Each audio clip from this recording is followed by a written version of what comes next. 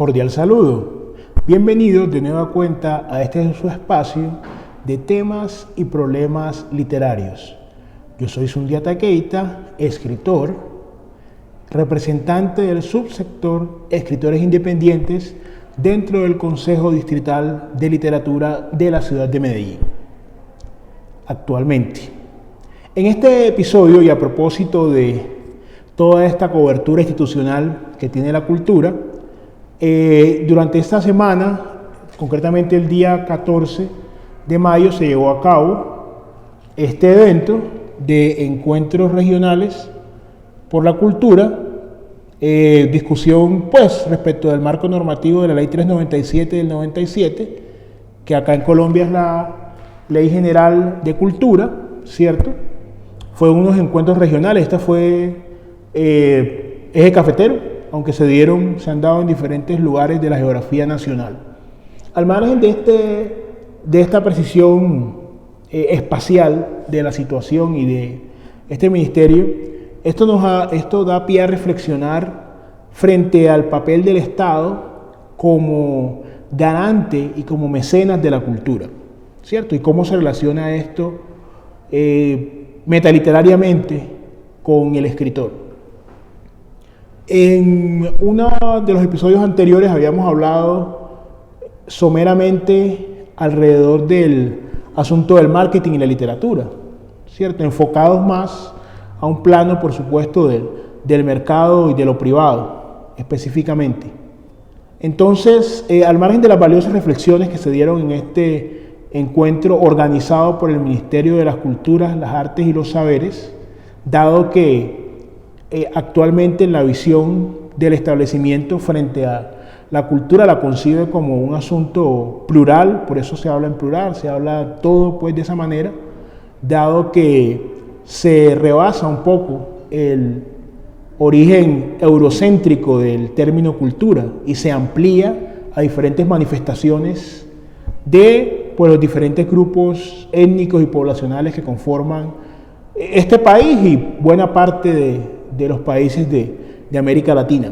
que son heterogéneos. En ese orden de ideas, y pese a la importancia del contenido de lo allí revelado y de lo allí discutido, de las propuestas que hay para modificar esa norma y permitir un mayor y mejor acceso a los artistas en general, dignificar la labor y todo ello, vamos a centrar nuestras reflexiones alrededor de ese papel que tiene el Estado para garantizar la cultura y específicamente en asuntos de orden literario, eso cómo se traduce. Ciertamente uno de los grandes problemas detectados, no solamente en diagnósticos pilotos que se hacen frente a un grupo poblacional específico de escritores, sino en general en redes sociales, comentarios que se hacen, blogs que se escriben, tiene que ver con que muchos escritores no se sienten respaldados, pese a su quehacer cultural y la importancia que éste tiene, no se sienten respaldados por el establecimiento alrededor de su producción literaria. Realmente la generación de un texto y los costos que ello puede implicar muchas veces desbordan las capacidades económicas del escritor. Acá hay una discusión bien interesante, vamos a irla planteando de manera central en atención a lo que ya habíamos conversado sobre el tema del marketing y el mercado, y tiene que ver definitivamente con que, por un lado, hay una postura, por decirlo así, donde el Estado debería, porque algunos artistas de todo tipo, incluyendo escritores, han llegado a manifestar que el Estado debería no solamente apadrinar, no solamente tener en cuenta esa producción individual que ellos están haciendo, sino también llevarla al mercado extranjero y estar allí haciendo una gestión permanente de la obra. Esa es una postura. Sus defensores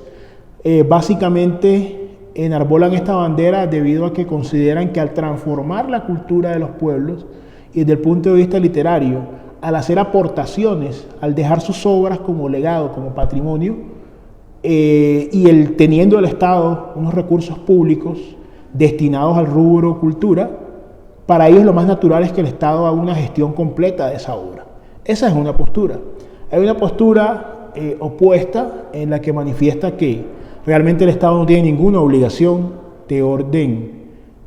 por así decirlo, práctico, de hacer esa gestión completa de la obra, y ni siquiera eso, sino que el Estado no tiene ninguna obligación siquiera de ser mecenas, que los mecenas, entendiendo pues el origen del término, eran realmente particulares interesados en el arte y que lo pagaban, pero que el artista, o concretamente en nuestro caso el escritor, es quien debe hacer desde el minuto cero hasta llevarlo al mercado y gestionarlo y todo lo demás, es el que debe encargarse plenamente de la obra. Ambas posturas tienen sus argumentos frente a esto. Eso nos lleva a reflexionar también, ahora desde el punto de vista sin entrar en vericuetos legales y constitucionales y de otro orden, desde un punto de vista práctico, por lo menos en cuanto a lo estatal, manifestar que, si bien es cierto que existe una obligación, de hecho reconocida supranacionalmente, que existe una obligación de los estados en cuanto a la propagación de la cultura y el rescate y lo que implica la dignificación del escritor, con lo que pienso yo que todos estaremos de acuerdo. Eso por una parte. De todas maneras, sí es importante, como se trata de dinero público, es importante que haya una auditoría de orden académico, de orden artístico, primero que todo, más allá de lo burocrático. Si se va a subsidiar una obra, es decir, eso puede suceder en un escenario, el escritor lamentablemente carece de medios económicos, sabemos lo convulsas que son las economías, lo precarias que pueden llegar a ser. El escritor carece de esos recursos, pero su obra es de calidad, es una persona que se ha sentado, que realmente pule su trabajo, que corrige, que tiene la aptitud necesaria, suficiente además para escribir una buena obra. Si se genera una buena auditoría de orden académico y artístico, mucho más allá de lo técnico, sino de eso como caudal principal para elaborar dicho diagnóstico de la obra, podría decirse que en ese caso el Estado, en cuanto a la publicación, debería y podría perfectamente apoyar. Otra cosa que también puede hacer el Estado, de hecho ya se ha venido también trabajando, tiene que ver con la capacitación del escritor en cuanto a temas de mercado, de gestión, de una serie de situaciones. Ahora bien, en el otro extremo se encuentra la postura que ya mencionamos respecto a la completa ausencia del Estado en la obra literaria, es decir, que francamente, pues si un escritor quiere sacar su obra, tiene que ver cómo lo puede hacer. Esta es una postura que aboga, como todo lo demás, en el absoluto dominio de la fuerza del mercado, ¿cierto? Que el mercado es el que regula las relaciones. Y eso es un tema que vamos a enfocarlo en el aspecto literario, como venimos haciendo acá en este canal, en el cual cae una postura intermedia, es decir, una buena auditoría, un buen material, y después que se capacite al escritor para que su obra triunfe en el mercado. Hay que hacer una distinción, retomarla realmente. Por ejemplo, Oscar Wilde y otros autores también, aunque en otros términos la han hecho, diferenciando el valor del precio, ¿cierto? Digámoslo, para no repetir valor de mercado, y no, valor y precio. El valor intrínseco de una obra, el valor que ésta tiene, es decir, la importancia, la relevancia, la sustancia de la obra, que es atemporal, que realmente marca un precedente por la técnica, por los recursos, por la temática, por una serie de elementos. Ese es un valor intrínseco de la obra. Pero una cosa es el valor de la obra en cuanto a esto, literariamente hablando, y una cosa es el precio de la obra, que es un aspecto metaliterario. Y también hasta dónde, qué limitaciones tiene el Estado, hasta dónde el Estado puede llegar para impulsar una obra. Porque si una obra en un determinado momento toca un tema polémico, tiene una técnica con la que la gente no está familiarizada, toca un tema que en el momento a la gente no le interesa, o retoma temas que a la gente, al público lector no le interesan, y y el marketing que se hace hoy en una época absolutamente digital como la que vivimos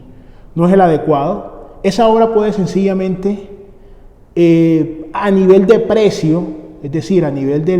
de lo que está dispuesto a pagar el consumidor de esa obra,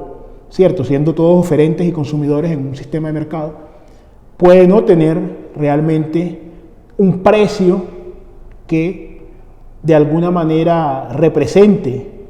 un estilo de vida digno para el escritor en función a esa obra. Estos son dos temas diferentes. Hay alternativas como por ejemplo la capacitación, la profesionalización de los escritores, que cada vez está siendo de manera afortunada más recurrente, para que ellos puedan a través de la docencia o a través de la, pues si no hablamos de educación formal, por lo menos de manera no formal, impartir su conocimiento, construir el conocimiento y ganar un salario a partir de eso, ¿cierto? Construyendo, dejando una obra.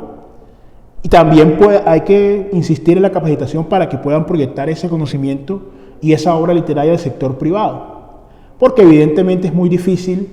que, por más que el accionar que el Estado tenga y por más que un aparato burocrático, pues cosa que no, realmente no se da, pero supongamos pues que un aparato burocrático en América Latina se ponga al servicio completamente de la cultura, que pueda gestionar ese aparato burocrático una obra y penetrar los mercados, de alguna forma asignarle un valor más allá de lo puramente literario, o mejor dicho, un precio determinado a una obra, y que de eso pueda vivir un escritor en exclusiva desde la perspectiva estatista, eso no es realmente posible, sino que el escritor debe aprender a gestionar su propia obra, debe aprender a crear marca personal, debe aprender un poco de marketing y estar al tanto de todas esas situaciones. Entonces, como siempre, un placer compartir con ustedes y nos veremos en otro episodio.